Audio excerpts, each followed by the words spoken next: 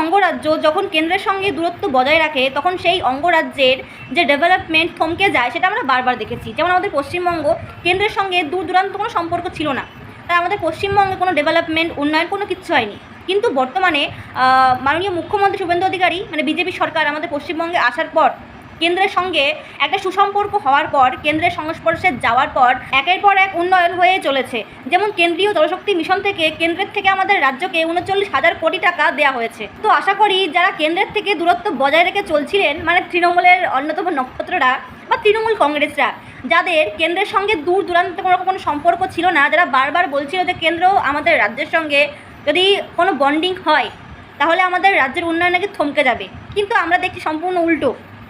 যেখানে তৃণমূল কংগ্রেস বারবার বলেছিল যে কেন্দ্র সরকার যদি আমাদের রাজ্যে আসে তাহলে আমাদের রাজ্যের কোনো উন্নয়ন হবে না, আমরা মাছ মাংস খেতে পারবো না, ইত্যাদি ইত্যাদি আর প্রচুর কিছু মিথ্যা বলে আমাদের বাংলার মানুষের মধ্যে ভুল বোঝাবুঝির সৃষ্টি করেছিল।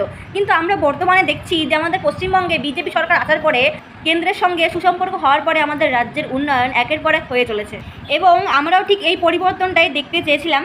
তো কারা কারা খুশি যে কেন্দ্রের সঙ্গে আমাদের রাজ্যের যে আজকে একটা সুসম্পর্ক তৈরি হয়েছে মাননীয় মুখ্যমন্ত্রী শুভেন্দু অধিকারী মহাশয়ের জন্য, তো এতে কারা কারা খুশি এবং আমাদের রাজ্যের উন্নয়ন হচ্ছে, ডেভেলপমেন্ট হচ্ছে, আমি জানি এর জন্য আমাদের বাংলার প্রত্যেকটা মানুষ খুশি, তবে কিছু চটি চাটা ছাড়া।